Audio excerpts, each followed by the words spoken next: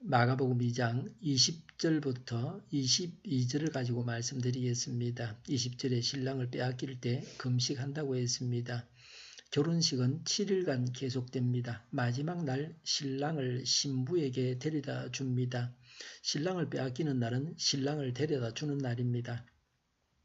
신랑을 신부에게 데려다 줌으로 결혼식이 마치게 됩니다. 신랑을 빼앗기는 날은 예수님께서 붙잡히셔서 돌아가시는 날입니다. 예수님은 자신이 십자가에서 죽임 당하실 것을 미리 말씀하셨습니다. 예수님께서 십자가에서 죽으실 것을 이렇게 예언하시고 있습니다. 그때 금식하게 됩니다. 금식에도 때가 있습니다. 예수님과 함께 있으면서 금식하는 것은 말이 안 됩니다. 모든 문제는 예수님께서 다 해결해 주십니다. 금식할 필요가 없습니다. 사도행전에 보면 제자들은 오순절 성령 체험을 하기 전에 금식하며 기도했습니다. 복음을 전하기 위해서 금식하며 기도했습니다. 선교사를 파송하기 위해서 금식했습니다. 오늘날 우리들도 금식하며 기도해야 합니다. 잘못된 금식은 자신의 세상적인 유익만을 위해서 금식한다고 하는 것입니다.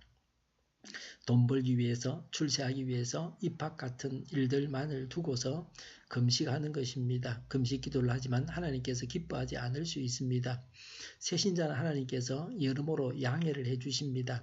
그러나 교회 지도자가 자신의 개인적이고 세상적인 문제를 가지고 금식하는 것은 아름답지 않습니다.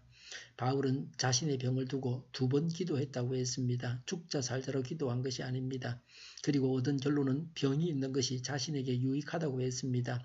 다른 사람은 바울을 통해서 병 고침을 받았습니다. 그런데 바울 자신의 병은 하나님께서 고쳐주시지를 아니하셨습니다. 언제 금식해야 합니까? 하나님의 일을 위해서 금식해야 됩니다. 두 번째는 하나님의 뜻을 이루기 위해서 금식해야 합니다. 그리고 영혼 구원을 위해서 하나님의 뜻이 영혼 구원인데 이것을 이루기 위해서 기도해야 합니다. 금식 기도해야 합니다. 세 번째는 습관적으로 반복되는 죄를 다시는 짓지 않게 해주십사고 기도해야 합니다. 이런 금식은 하나님께서 기뻐하십니다. 이런 금식을 해야 합니다. 예수님을 믿은 지 오래된 직분자들은 특히 명심해야 합니다.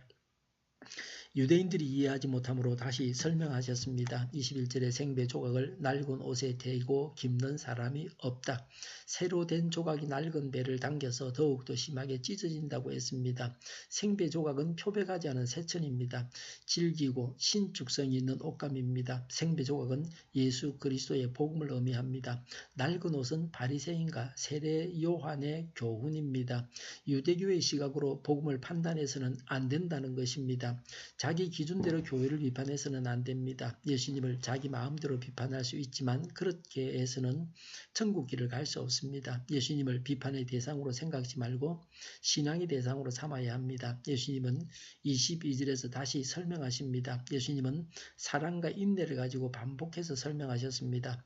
예수님의 가르침이 전혀 새로운 것이기 때문에 그들이 받아들이기 쉽지 않을 것 같아서 이렇게 반복하셨습니다. 반복을 통해서 인간 구원을 향한 예수님의 사랑과 열정을 보게 됩니다. 당시 팔레스틴에서는 주로 염소 가죽으로 부대를 만들어서 물이나 포도주를 담았습니다. 짐승의 4발은 운반시의 손잡이와 같았습니다.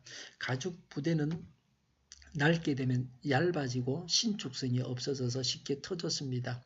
낡은 가죽 부대에 새 포도주를 담으면 새 포도주가 발효되면서 가스가 나와서 그 압력에 부대가 터져서 술도 다 버리게 됩니다. 새 포도주를 낡은 가죽 부대에 담는 것은 어리석은 짓입니다. 절약이 아닙니다. 낡은 가죽 부대도 터뜨리고 새 술도 다 버리게 됩니다. 22절에 새 포도주를 낡은 가죽 부대에 담는 사람이 없습니다. 새 포도주는 새 가죽 부대에 담아야 합니다. 새 포도주는 예수님의 가르침입니다. 낡은 가죽 부대는 유대교의 전통과 의식입니다. 유대교의 전통과 의식은 예수님의 가르침을 수용할 수 없습니다. 신랑, 새술, 새천 조각은 다 복음을 말합니다. 율법을 지키기 위해서 복음을 찢어붙여도 소용이 없습니다. 복음은 낡은 율법주의에 담을 수 없습니다. 억지로 넣으려고 하면 둘 다 파괴되고 맙니다. 예수님을 믿는 신앙을 세상 끝에다가 집어넣으려고 해서는 안 됩니다. 세상 끝을 얻기 위해서 예수님을 믿는 것이 아닙니다. 내일 계속해서 말씀드리겠습니다. 기도하겠습니다. 예수님을 믿어서 구원받게 하옵소서. 바른 신앙을 가지게 하옵소서. 주옵소서. 우리 동일교회가 만군은집하게 하여 주시옵소서.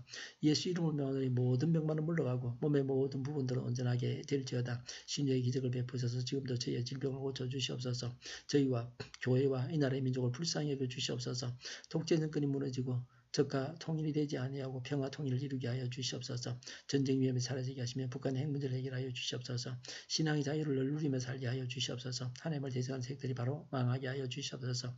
국회와 정부가 하나님 기뻐하시는 법만을 만들게 하시며 반성경적인 모든 법과 내기와 영들이 지구상에서 즉시 철폐되게 하여 주시옵소서. 대통령이 통치를 잘하게 하시며 지진이 일어나지 않게 하시며 출산율이 올라가게 하시며 자녀를 낳고 살만한 건전한 나라가 되게 하여 주시옵소서. 에너지 정책 또 재활용품 정책을 제대로 세워서 집행하게 하여 주시옵소서. 늘 맑은 공기를 마실 수 있게 하여 주시옵소서. 오늘도 성령님을 따라서 차고 넘치는 삶, 복된 삶을 살게 하여 주시옵소서. 감사와 찬양을 주님께 돌려드리며 예수님의 이름으로 기도하옵나이다. 아멘.